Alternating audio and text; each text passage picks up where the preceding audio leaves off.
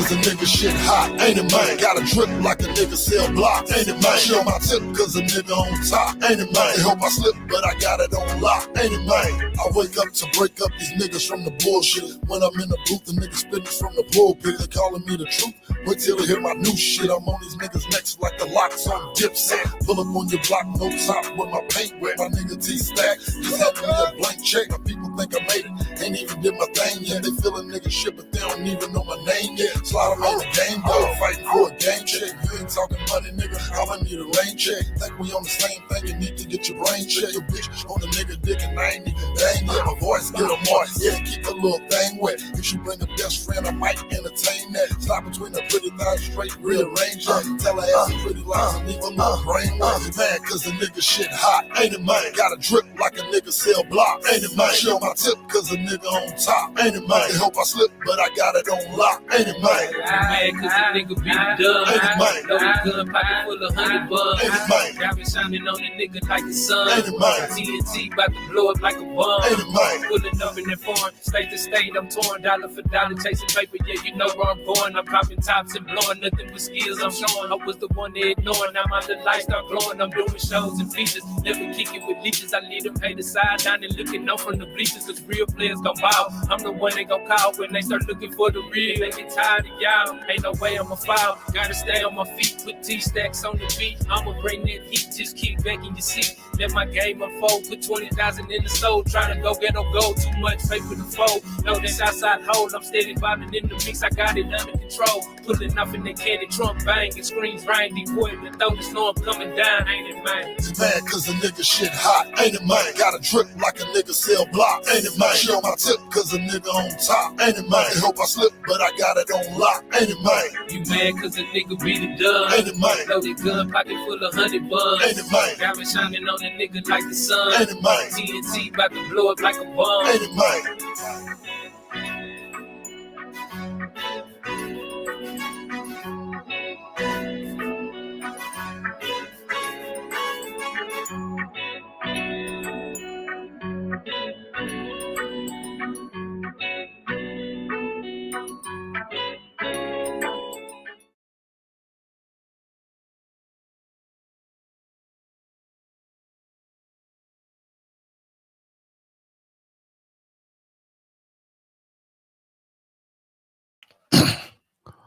Welcome everybody to STWF Studios, live on the Slaughta POD.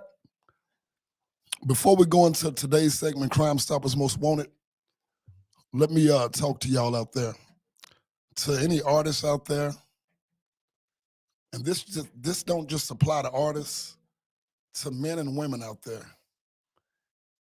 We talking about the dating game, the music game, fitness business, anything you do. People, it's not just about making moves. It's how you move. Recently, I've had, thank God, some people show some interest in me helping get my music out there. I'm also working on a movie. The movie's called Slaughta Water. It's about a designer drug manufactured in the penitentiary that hits the streets. And it's gonna be some comedy, some tragedy. It's gonna be, you know, some entertainment. It's gonna be everything life is. So I am actively working on a movie. I've been keeping it under wraps, looking for actors and actresses, sir. I've got quite a few people interested, but just hit me up. Like I say, I could use some help with this movie. I'm doing most of it on my own. But if anybody out there is interested or have any type of input when it comes to the movie thing, I can use you. Because remember, people, a lot of times when you start making moves and people want to help you, a lot of the stuff they're going to come with is going to sound good. Everybody, since I've been messing around, are really, you know, into this entertainment business. Most people, whether they bullshit or real people, they're going to be confident in what they're talking about. Someone with the gift of gab can make anything sound good. We have to start getting to that stage of our life where we're more like, you got to show me something. Show me, you know. And remember, people, you can't just move with everybody. as it was said by the Cash Money gang, don't let the money make you a dummy. Even if somebody has more money than you, that don't mean you have to move to their groove. That just means they got more money than you. That don't mean that your vision is not your vision. Follow your instincts, people. Follow your heart. Because believe me, we all have intuition, and for some reason, we choose to ignore them. I feel like in a lot of times in life, I want y'all to really pay attention to this. A lot of times in life, it's easier to believe a lie. It's easier to live a lie than to face the truth. So sometimes we want to help. We want to hope that this dude is the next producer that's going to take you to the next level. Well, I just prayed about it last night. And since I prayed about it, this dude just popped up saying all the right stuff. But my spirit says this is familiar. Don't just jump off the ship. Before you jump in that water with anybody, on any level, relationships, business, any type of partnership, before you jump in that water with anybody, you better make damn sure to know the difference. You better know, is this person a flotation device or is this person a weighted anchor? Is this person going to help keep me afloat or is this person going to pull me over? Is this person a flotation device that's just going to keep me idle in one spot? Or is this person a jet boat, a power boat, a jet ski that's going to help propel me? Like, you got to really play your position and make sure that you kind of follow your instincts when you allow other people to play positions when it comes to you and your dream. So just remember that, people, it's not just about moving, it's about how you move. This has nothing to do directly with today's segment. It was put on my spirit to talk about that because of recent things I've encountered with people really wanting to be a part of what I got going and really want to help me out. I appreciate it, but it's like, stay on your P's and Q's, people. Don't just fall for every dude that say you pretty. Don't just fall for every chick with a big ass. Don't just listen to every producer that flash a little cash, because a lot of those things are snares and traps to get you to come on in. Follow your dreams and your vision. Even when it seems bleak and dark, march to the beat of your drum and do what feels right to you. And if you do what feels genuinely right and listen to that inner voice, you may seem like you're not taking off fast, but you're going to take off to a point where it will last, where your incline will keep going up. So don't be scared to do it your way. Trust yourself. So today's segment, Crime Stoppers Most Wanted. For those who've been following me last week, I kind of talked to y'all about the power of music, how me and the whole Gannon family, all my people off of Gannon Lane, Redbird Trails, Chauncey Village, my Oak Cliff crew, we was going to go out to Lakeside. Used to be RJ's by the lake for my old heads like me. But y'all are, but Lakeside, that's when we was in our prime, mid-20s. So something in me all day told me don't go to their club. I didn't listen to that voice. And if y'all remember last week, for those who tuned in, some ginormous zit grew on my nose like in a matter of hours. And back then, being a young dude, vain as hell, I sure know I'm not going to Lakeside now. Man, this bump just popped up on my nose like I got stung by a wasp out of nowhere. So all the signs are telling me not to go.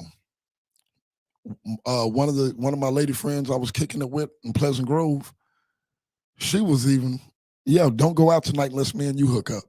And I'm like, perfect. Got a female already to hook up with. No need to go to the club. And ain't got nothing to wear. My homeboy from Jasper, Texas, what up, Black, Mark Carter, them Carter boys, he provided me with my normal wardrobe. Some Dickies and some Timberlands, and bam, now you got something to wear. I'm still like, man, something telling me not to go, including this bump on my nose. All of a sudden, 2 or 3 carloads full of our partners pulled up. Man, y'all going to Lakeside tonight? Man, it's going to be off the chain. My homeboy Black from Jasper looked at me. See, I told you, man, bro, you got to go to, man, come on, man, we all going to go to the club tonight. So I didn't listen to the voice, and I say, man, fuck it, I'm going to go. Looking at that ginormous bump on my nose, I'm like, man, it's like everything telling me not to go. Get to the club, run into my older brother, my blood brother, who don't really go out like that. He at the club crunk and, man, what's up? And he like, man, what the hell is that on your nose? He bust out laughing. So I'm like, damn, my brother in here tonight, my partner Black, and everybody like, man, see, even your brother here, man, ain't you glad you came?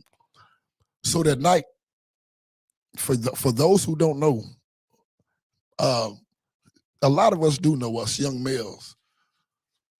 It's like right now, if Lil Durk came out with a song like, as a matter of fact, Back in Blood, him and Pooh Shiesty, there's certain songs that's, the energy is just gangster as hell.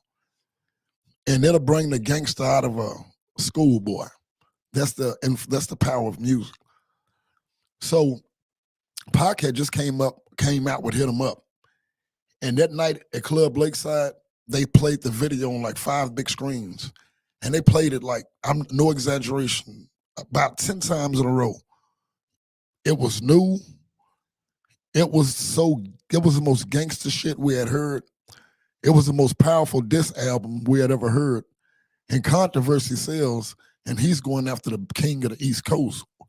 He going after Biggie and Bad Boy, and he ripping them apart. The club is in a frenzy. Literally, the club is in a frenzy. The thugs are being super thugs. The nice guys are going from nice guys to baby thugs. The fake gangsters are becoming super, super extra fake gangsters. They really, I mean, like the whole energy is thug life. It's, just the power of music. So that whole night, everybody drinking, of course, in the parking lot smoking blunts, the music is saying, cut the head off your enemy. The partners you with are saying, I hope somebody jump out of line tonight. Man, we'll go to war tonight. The whole club is in that war mindset.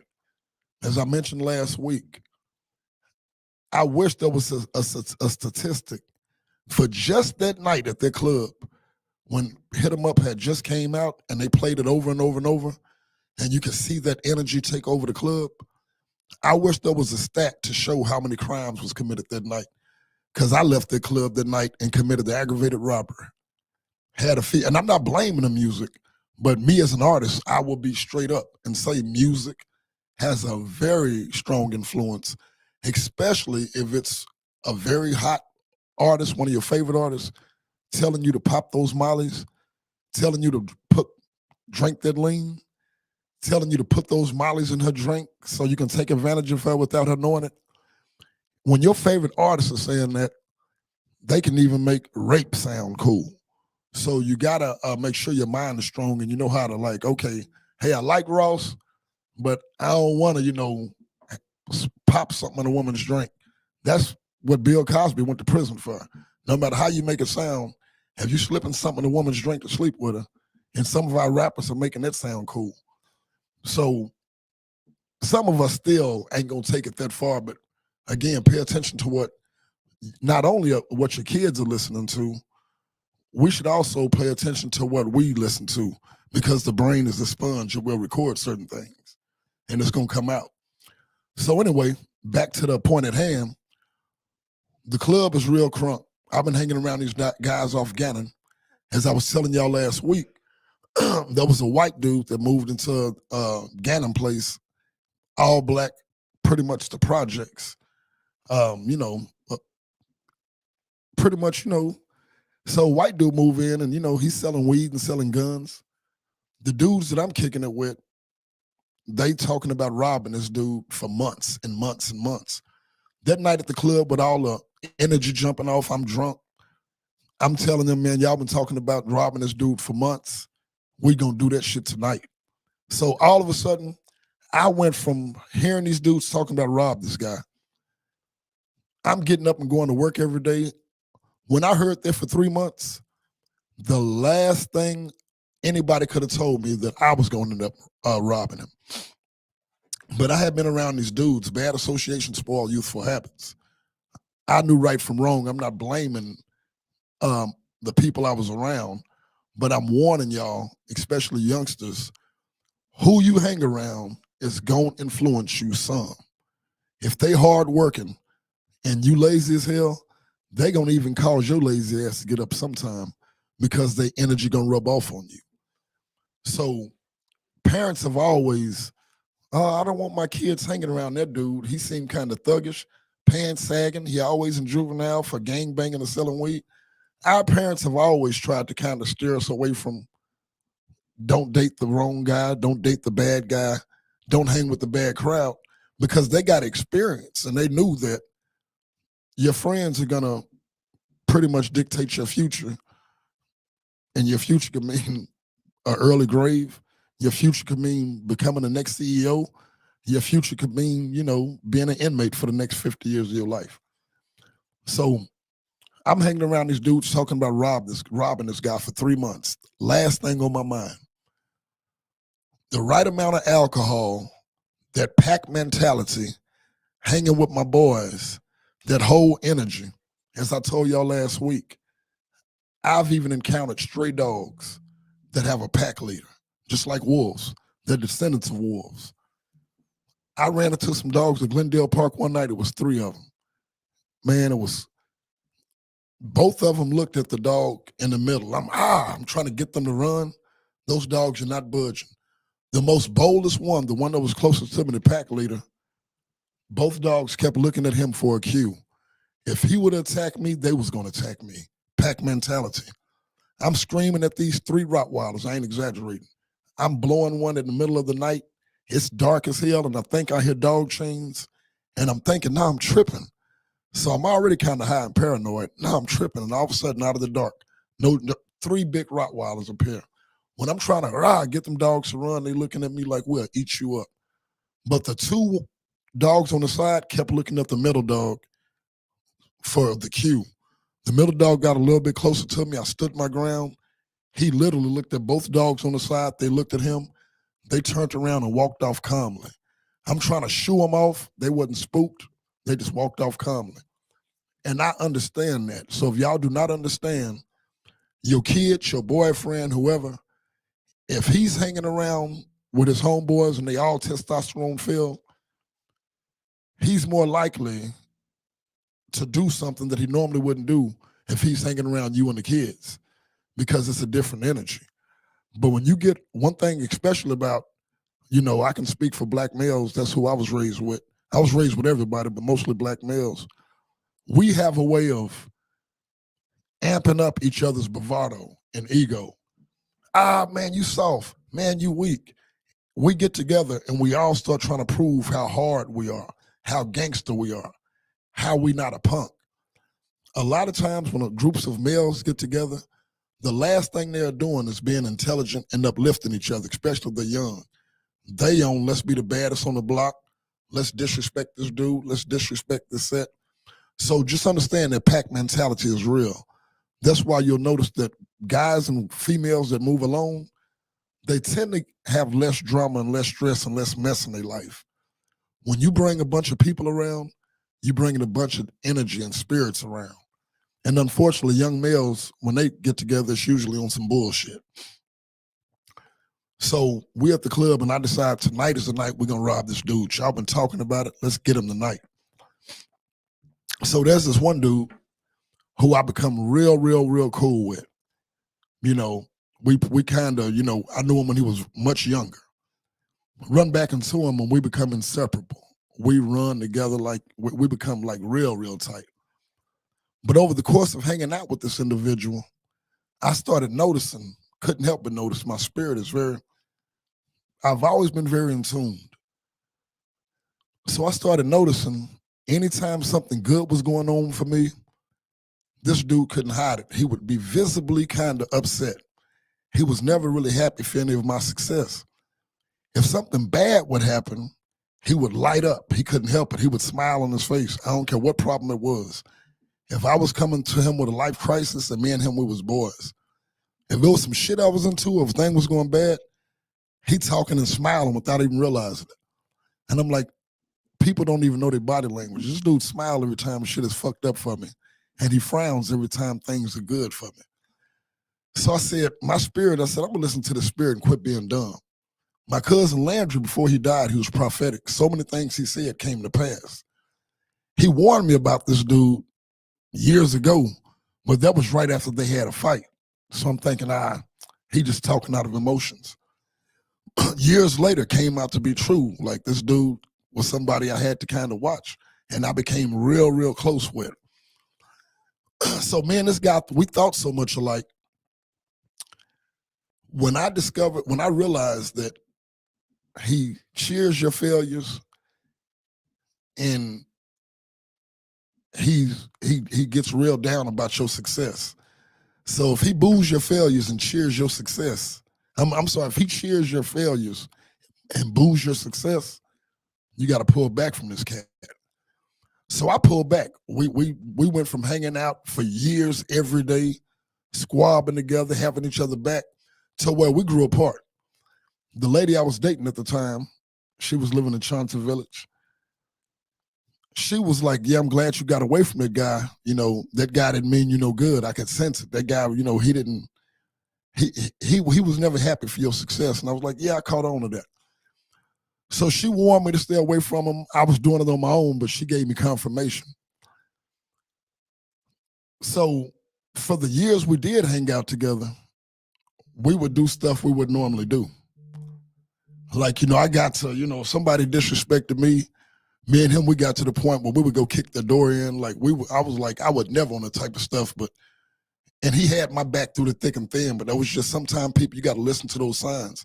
Sometimes the people closest to you are not necessarily the best ones for you.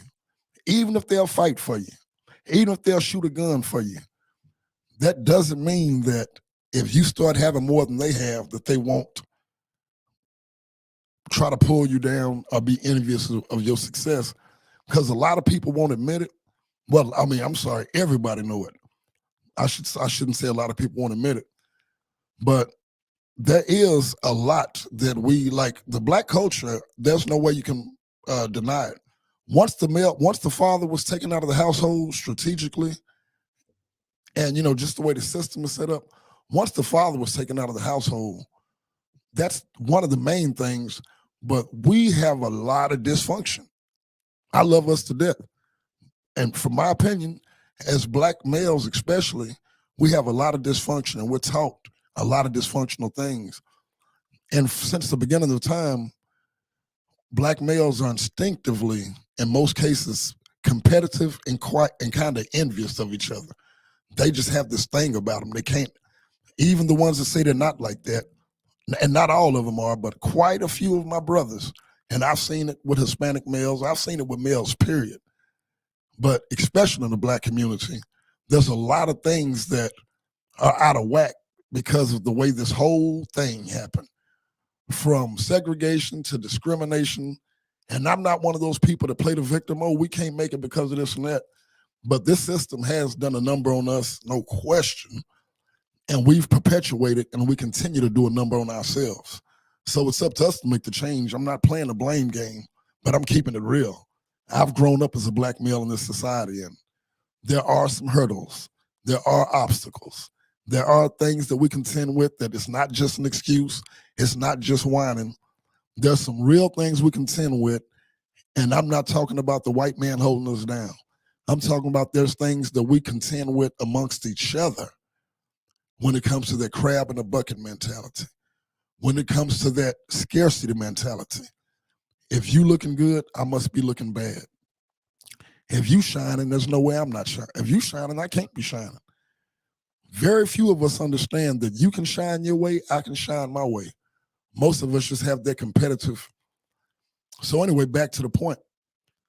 So I pulled away from this individual because I noticed that thing that you will notice amongst some of your partners that some of us see.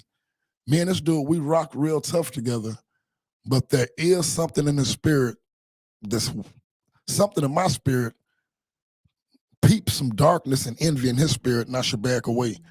For those of y'all who got people close to you and the spirit is telling you to back away from them, if you don't listen, you will pay.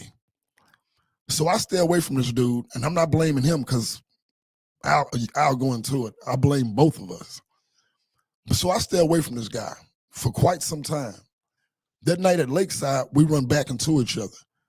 We kick it on the same block. We hang around the same dudes. Even though me and him don't rock like we used to, we still all affiliate with the same people. So I wasn't surprised to see him now. In fact, I knew he was going. Like, me and him just didn't hang out tight. So we get to the club. The same dude that they've been talking about robbing for months, pocket full of money, buying drinks, flashing cash. I'm drunk. We all crunk off to hit him up. Now I'm voicing it. Tonight we gonna get him, man. Y'all been talking about that shit for months. Without me and my previous little homie, which is a big homie, but little homie, without us even communicating, me and him thought so much alike. Once we leave in the club, I'm in my 98. He's in front of me. I'm telling the guys I'm riding with, Black and Chuck from Jasper, Sonny Loke and Cisco. I'm riding with them, you know, and these are Crips, and, you know, Sonny and Cisco, they Crips, and, you know, I'm just hanging out with them and down with them and, you know, talking the same lingo, calling blood slop, but I'm not actually banging because I've always been too much of an individual to actually join the gang. But the dudes I hung with, most of them was claiming Crip and just different energy. So we leaving the club and I'm telling them, man, y'all been talking about this shit for months. We gonna rob that white boy tonight. Black and Chuck from Jasper was like, Rod, they telling me no. Like, too many people gonna know about it. It's 4 or 5 people in this car right here. He riding with old homie up there. There's no way you're gonna get away with it, man. You shouldn't do that. Man, I'm drunk. I'm really crunk off this gangsta-ass energy that I've been absorbing all day. Energy is real. If you want to get motivated, listen to something motivational. If you want to work out hard and get raw, listen to some DMX or something where he talking about being a dog and being hard. Music sets the mood. The people you hang around will definitely impact your thought process and your vibe and your energy. And I've, you know, always been a pretty good dude with gangster type tendencies because of my genetics and who I was around, but was never no full-blooded gangster. And the analogy I like to give y'all, if y'all know anything about vampires, I'm going to give the analogy towards the end of the story about a vampire and a familiar. A vampire is a bloodthirsty beast that drinks blood. A familiar was turned into something that's similar to a vampire. People like me that were seduced by the street light, we're familiars. We're familiar with the street lingo. We got brothers and cousins that do everything these rappers are talking about, but we actually got morals. But we're very familiar with all that. We swag it out and act like that, but deep down inside, we're not vampires full-blooded. Vampires are the ones that'll kill you for a watch. Vampires are the ones that'll kill you for a ring or some rims. Familiars are not that bloodthirsty, but they will get into some gangster stuff because they seduced by it. So that's what I consider myself. So when you're familiar hanging around vampires, when the core of you is a good person, you still gonna do that time that a vampire will do. You still gonna get the same consequences of that full-blooded demon. So I'm hanging around these guys, and some of these are vampires, some of them are familiars. Some of them not all the way down, they just down with it. That's where I fit. I'm not all the way down, but I'm down with it. But tonight, shit, I ain't no familiar. I'm a vampire. We finna get that boy tonight. Y'all been acting like y'all familiars. Y'all just been talking. I'm coming for that blood type mentality. My partner, Black and Chuck, they know. Rod is really more level-headed than that. He's not even the one that's been talking about robbing this dude. And now he is adamant about doing it. So they trying to say, no, don't do it. I don't listen. So my homie in front, we don't even have cell phones back then. I don't relate nothing to my old homie. Me and him, we done hung around each other so much we think alike. We leaving the club, we coming around the turn right there for Colorado, and he turns on his flashes. He turns on his hazards and pulls over. I pull over behind him. We all headed back to Gannon Place. Without me saying a word to this dude, I'm telling these dudes I'm riding with, we're gonna rob this dude. He pull over with his hazards on, he come running around to me, say, bro, that dude got like $2,000 in his pocket, he done passed out drunk, let's rob him tonight. I said, bro, I'm back, I'm just telling him we're gonna rob him tonight. So we all on the same page. So we devised a plan. The dude is passed out now, right? So we devised a plan. So my homie that I was real cool with and kind of pulled away from, he come up with a way that he can keep his hands clean, but he still want to get paid off of it. So what he says, if he wake up, he know me. He don't really know Cisco like that. So Cisco drives the car. And the dude in the back seat passed out. We've been turned up all night, you know. He passed out. So we take the dude to Keys Park, me, Cisco, and Sonny Loke. We take him to Keys Park, and he's passed out, so we're just going to peel him and, you know. So when we go to going through his pockets and stuff, and he also know my face, and he knows Sonny Loke, he don't know Cisco. So we pull a shirt over his head so he can't see our face, pull his own shirt over his head, and we're dragging him out the car. And really don't want to go into too much detail because it's really senseless, but we fucked that dude up, man. He was, once he went to wake up, like we, you know, broke the dude's jaw, split his head open. I'm not proud of that shit at all. This ain't about me bragging about my gangster life. It's about teaching other people just the power of who you hang around, the music you constantly listening to, without having a strong mind and strong perspective, especially, we was in our 20s, especially when you're young. The penitentiary is full of people like me who really wasn't a bad dude, but got seduced into that shit just because it seemed so cool. So we pulled the dude out the car, and we messed the dude up. So after we finished knocking him unconscious, because he woke up and went to fight, he didn't know what was going on. You know, instinct. When he woke up and went to fight back, we just messed that dude up. So once we messed him up and got his jewelry and cash and all of that, I'm noticing that, okay, at the time, something in me feel conflicted. It's a balance. It's like two things, I will be honest. That violent side that I get from my father and everything, it's like a part of me enjoyed beating that dude. I remember that, and I remember being alarmed by that. A part of me enjoyed it. But I've always had a good heart, and I'm not even BSing you. It was like spirit in the flesh, literally. An angel on one shoulder, a devil on one shoulder.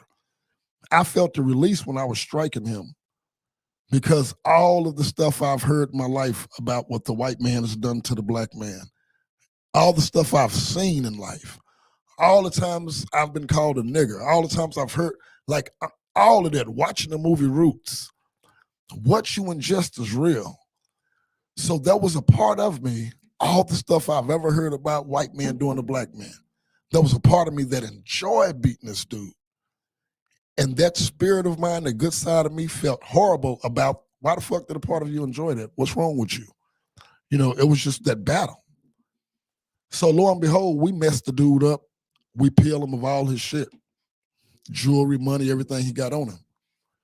So we leave him at Keys Park, and we drive back to Gannon Place Apartments, which is about a good 7-8 minute drive. We pull back up. Now my old homie, he done already said, look here, man. And then on top of it, he let Cisco use his car to go do the thing. So when we get back, he want his cut. And when we already riding back to Gannon Place, I'm thinking, damn, this shit might lead me to the penitentiary. I've never been to the pen. I'm like, this shit might lead to some real trouble. So I'm already thinking, this dude who I was already staying away from, he wanted to profit off of it without getting his hands dirty. And you're like, hey, this dude know my face. But I'm thinking about it, you know, hey, he know my face. He know Sonny's face. We went out and did the shit. So if the shit come back, we gonna do the time for it, which that's ultimately exactly what happened. Slaughter's first and only time going to the penitentiary behind some stupid shit. So, but I needed that. The dude I'm talking about, I'm not saying his name because I forgive him, because what we did was so stupid. All the fingers pointed at him, and he didn't get shit out of it.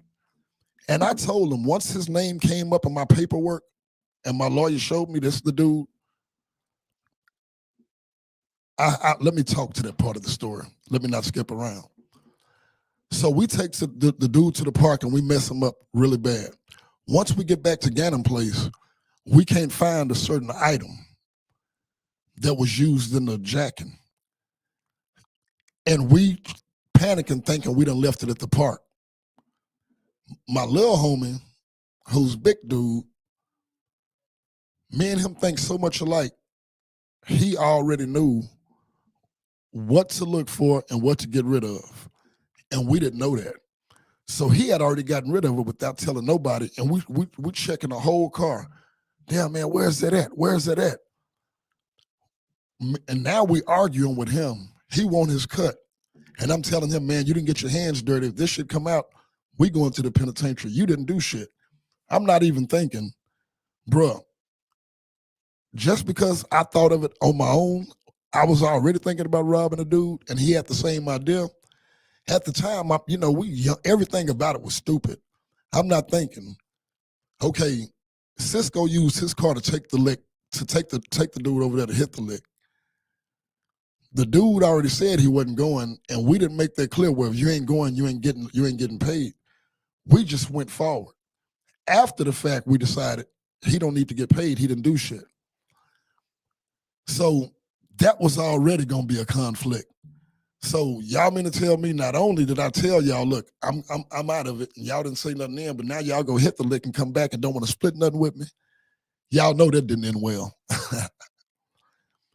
So lo and behold, I was told the very next day, or the same day, because that probably happened at 2 or 3 that morning, he's telling some chicks in the apartment, some messy little chicks, say, man, Rodney and them, I think they killed that white boy last night, blah, blah, blah. So instantly, it was out there, instantly. The word got back quick. Yeah, man, he's telling people already. But before that even happened, let me rewind it. So when we cannot find the thing that we might have left at the park, and old boy had already gotten rid of it, when we can't find it, we panic and think we left it at Keys Park with the dude. So we drive back to Keys Park. When we get back to Keys Park, this dude has not moved. He's laying face down. And there was a little puddle of blood when we left. When we come back, it's a bigger puddle of blood. All the liquor that I drank, all the weed that I smoked, boom, I am perfectly sober and terrified. I'm looking at this dude. I'm like, it's too late to why didn't you listen to Black and Chuck and not do this shit? I'm telling you, the way the spirit and the human body works, I'm not even joking. All the alcohol, all the effects of the marijuana, boom. Lil Baby said he was drunk, but heard Tylee got a life sentence plus. First he was drunk and he sobered up quick. Bruh, when your ass is facing fear, all the alcohol, all the weed, your body is amazing. I don't care how drunk, how high you are. When you facing something like that, man, I'm looking at this dude. Sonny Loke was like, hey, man, we didn't check his socks. I heard he keep thousands in his socks. I'm looking at this dude on the ground. I'm terrified. I'm like, man, I'm not touching that dude. Too late. But I'm like, shit, I'm looking at a dead body, man. I'm not touching that dude. I'm like, I don't want to leave no more DNA that might already be on there. So some headlights pull up into the park. We think it's the cops coming. We standing over a dude that we think is dead, man. It's just like, how the fuck did I get here? Like, I ain't never even been in no real trouble. Besides the accidental shooting of Landry when I was 17. Now I'm 25 years old and think I'm standing over a body, over some. It wasn't even about taking the money and jewelry. It was about that feeling of doing some gangster shit. It was that gangster energy all day and all night that gave me that gangster spirit to want to do that shit.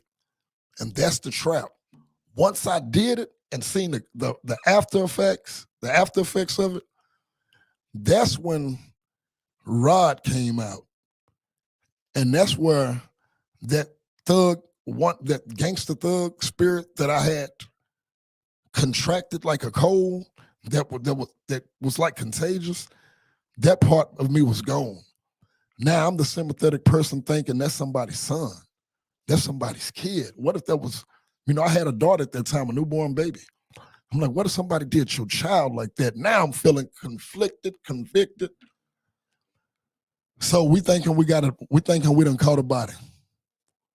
We panic. We cannot find a tool that my other homie had already took out the car. And like I say, the funny thing is, he just knew me.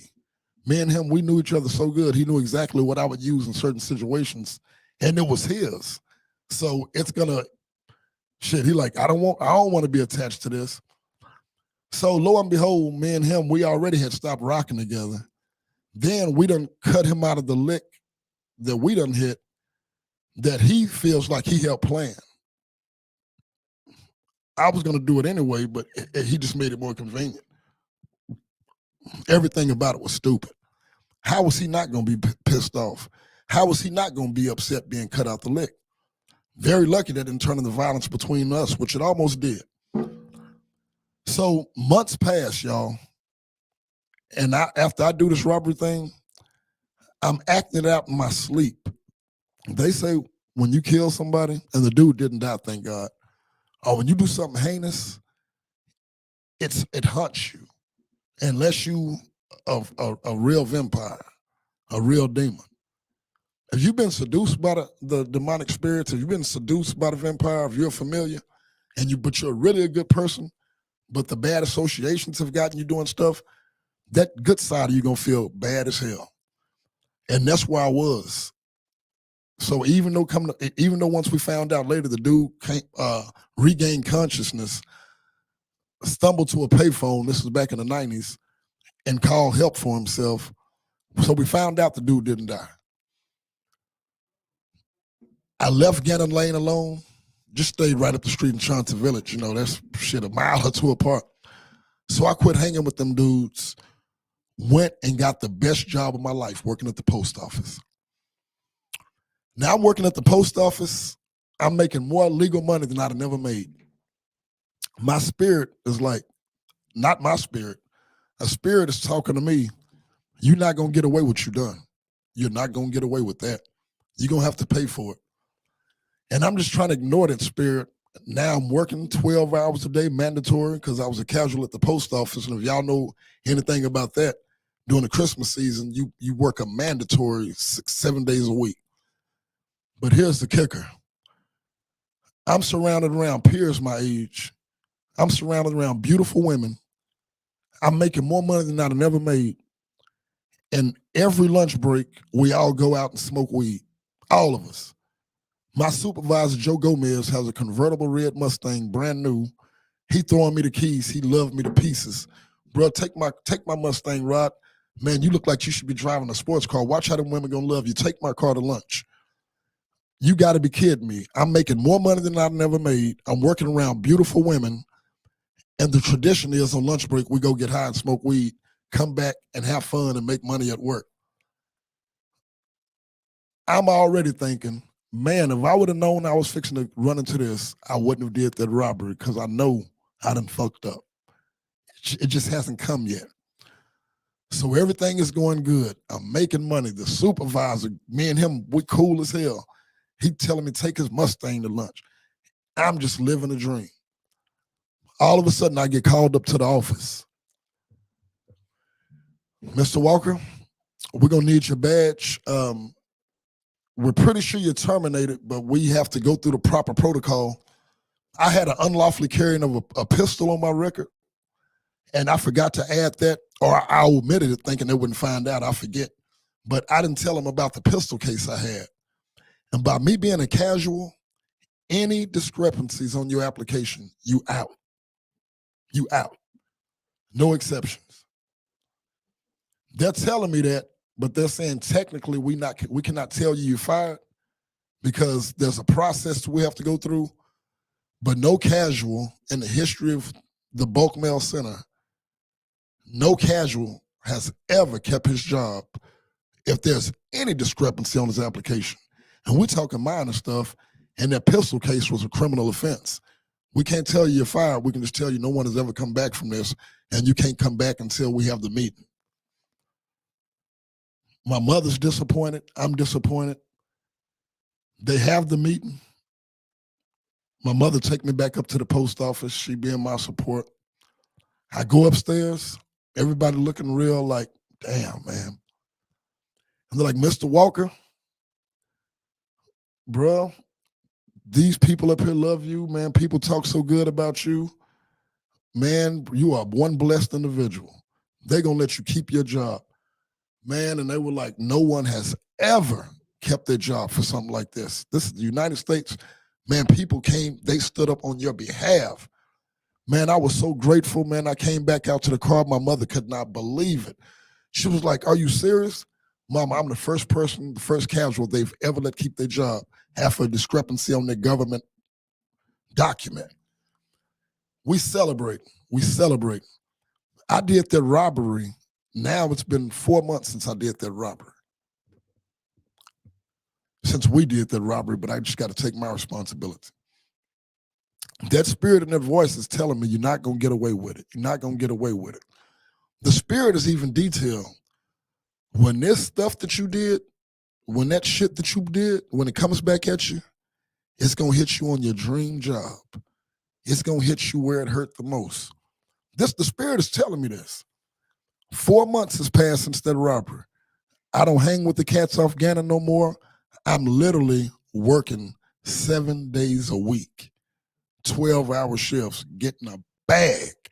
Man, those checks were so fat, and work was fun every day. It was fun. So, lo and behold, the spirit keeps warning me.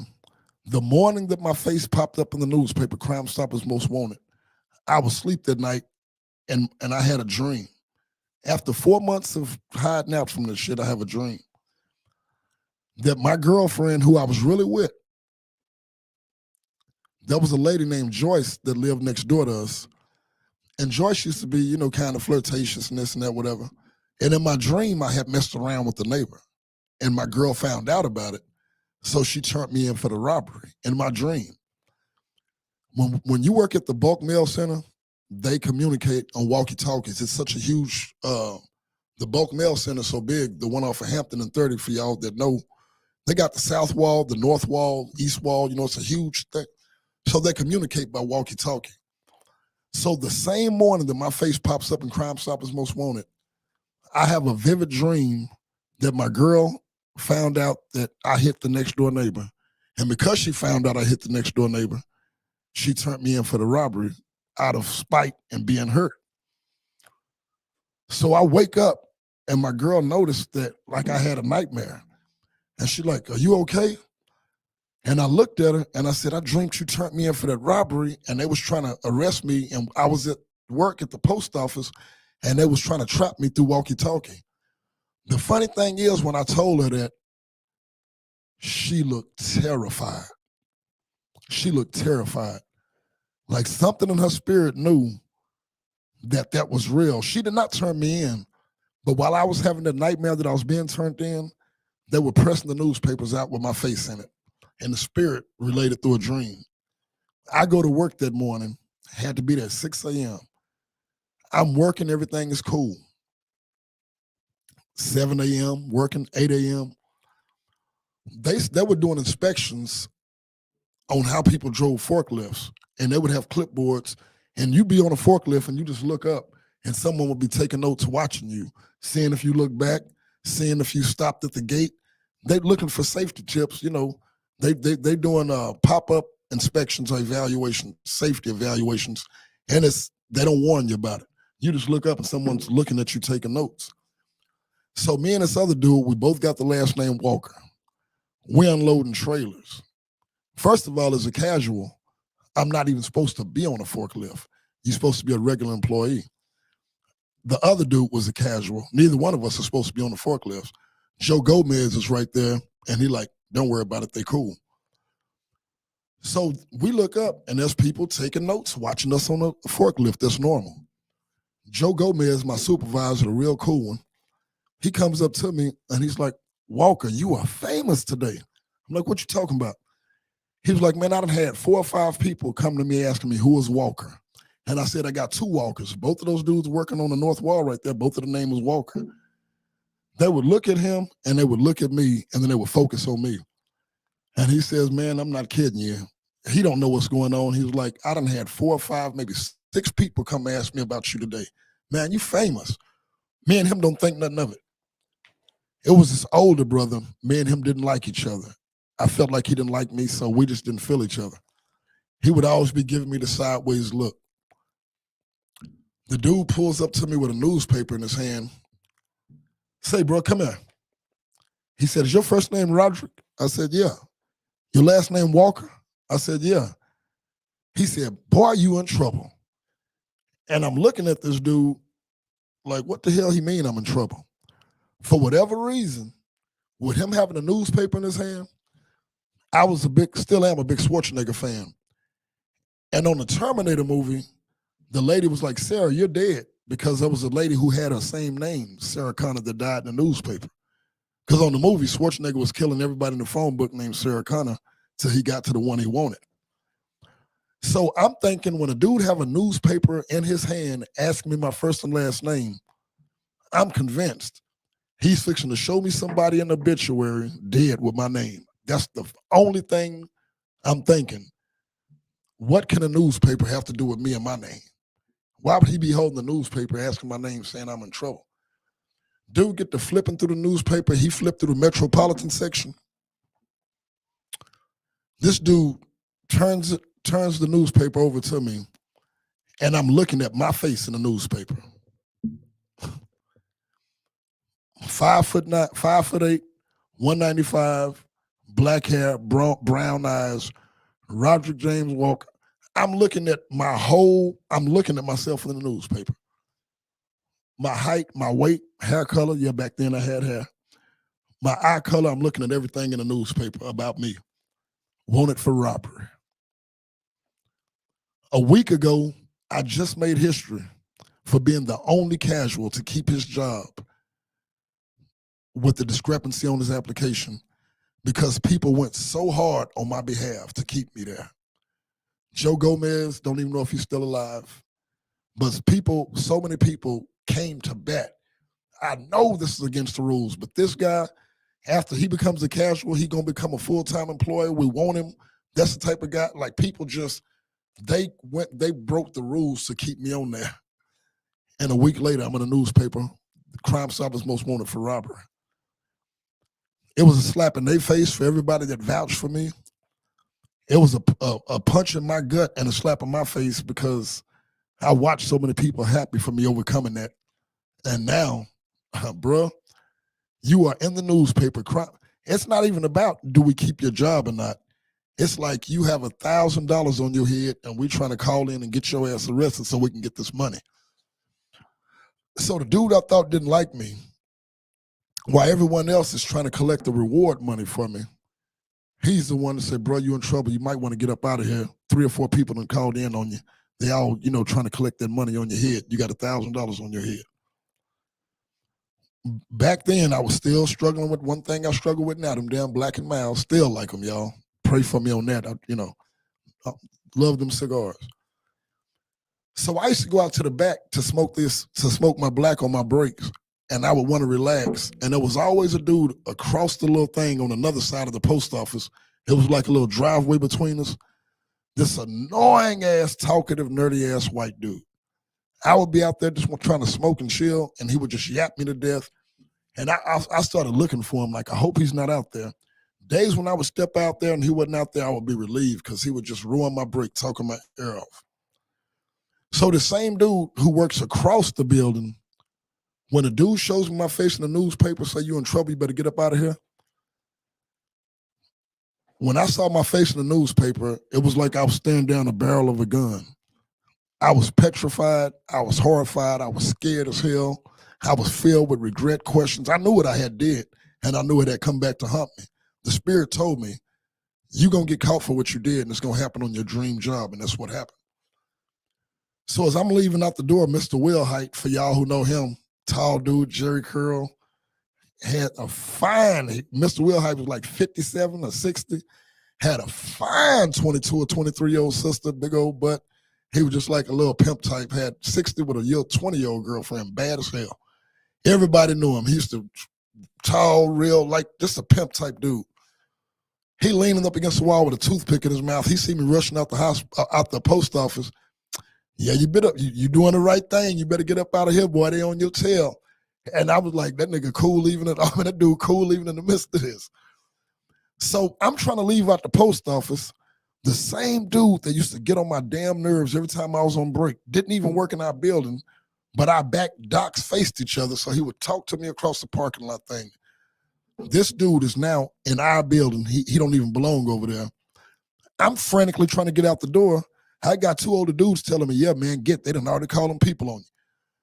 Man, this white dude pop up in my face. Hey, man, is everything okay? You leaving? You got a family emergency? And at first, it's not dawning on me. I step to the left, the dude stepped to the left and try to block me. I step to the right, he stepped to the right and try to block me. And he trying to have that same small talk he has with me across the docks.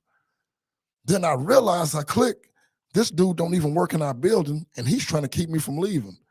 So I rear back on him and tell him, man, get the fuck out and he flee back. And Mr. Wilhite kind of chuckled because he's like, yeah, that was some whole shit. He's trying to keep you here. Man, I go out into the parking lot to leave. My girlfriend worked at Texas Instruments, for you IT dudes. She worked at Texas Instruments. She was a temporary trying to get on permanent. I was a casual at the post office about to get on permanent. She absolutely could not leave. They got a point system. I'm leaving out the post office, panicking, trying to get up out of there. This is one of the one times she dropped me off because of our work schedule. I'm so panicked, I get out into the parking lot and realize, fuck, I didn't drive today. I see this fat brother walking down the parking lot, and in my panic, I'm almost finna tell him, bro, I'm Crime Stoppers Most Wanted, can you take me? And I'm like, don't tell him that. He might try to collect on you. I'm like, bro, can you please give me a ride down Hampton? He's like, where you going? I'm like, Chauncey Village. This dude is headed to Canterbury. Canterbury is apartments in front of mine, 30 seconds away, like the same sidewalk. I can't believe it. This dude is going to Canterbury and I need a ride to Chauncey Village. And I'm thinking, God, like, bro, man, why, you almost told that dude she was most wanted. That dude could have called in to collect on you. So I kept my mouth shut. The dude give me a ride to the crib. I get up to the apartment. My girl dropped me off. I didn't drop her off. I don't have the key to get in. My face is in the newspaper and I'm trying to lay low.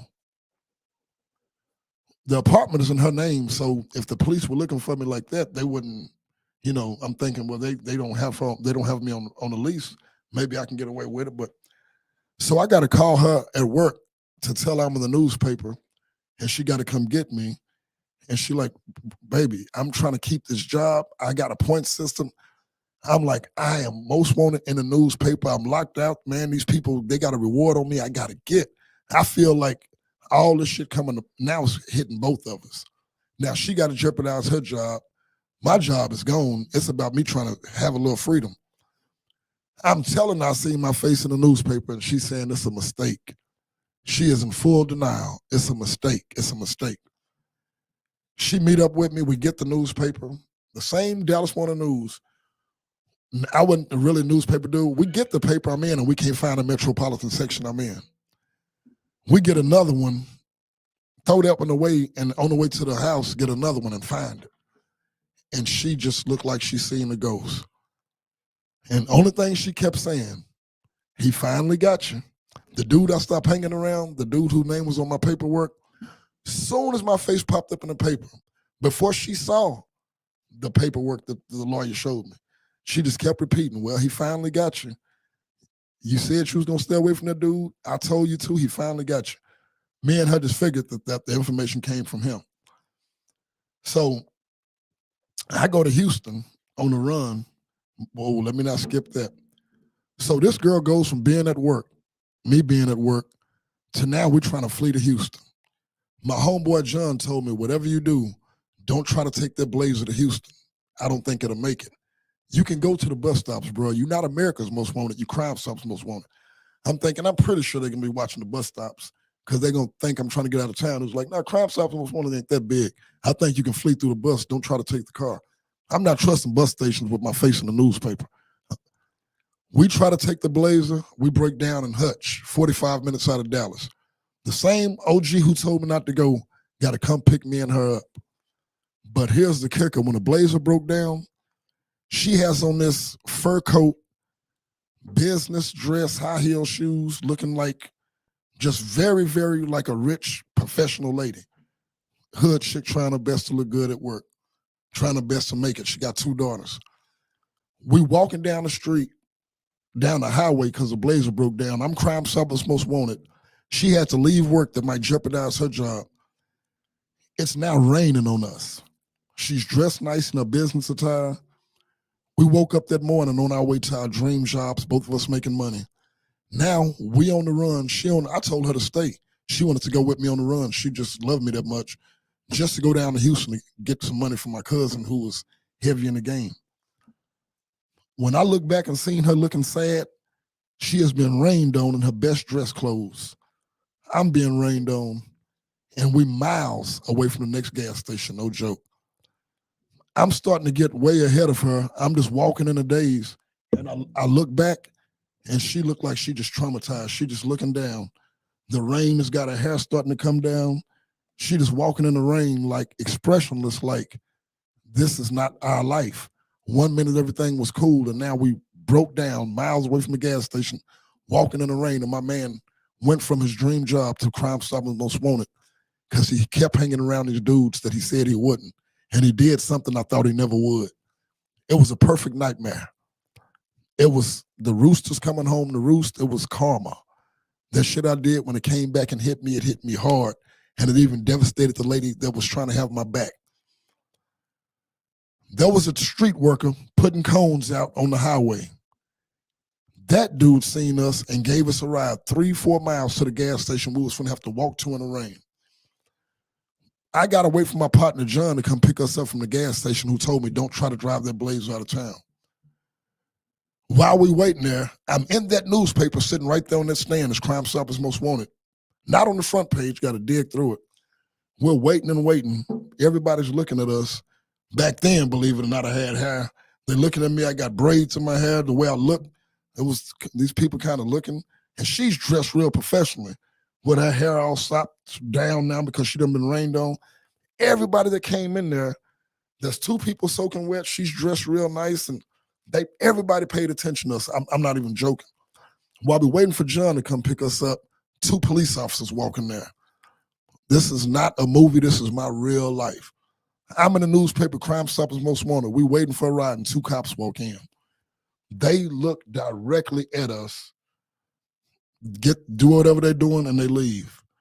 John pulls up, drops her off like she was supposed to be with her kid. She left her with a babysitter. Took me to the bus station, made it to Houston. My cousin, who was heavy in the game, gave me some bail money. I'm going to stop right there because we done ran over a little bit. So when I pick up next week, remember, and the story's pretty much told, but I do have to end it on, how I forgave the dude, how, forgive but don't forget, because like I say, everything was pointing towards him. That dude was finna go to the pen for something he didn't get a penny out of. And the way we did it, somebody was going to pay for that. It was no getting away with that. It was dumb on top of dumb. So you know who, I know you're watching, you know it's love, you know I forgive you. We did some dumb shit. That's why I'm not saying your name, because I don't want people, labeling you any kind of way, because like I told you back then, bro, I wouldn't have went to prison for you. So, hey, I'm not mad at you, bro. I sure wouldn't have went to the pen for you. So I don't blame you for not going for me. But that's how we're going to end it, y'all. And we'll pick back up on it next week. Slaughta POD.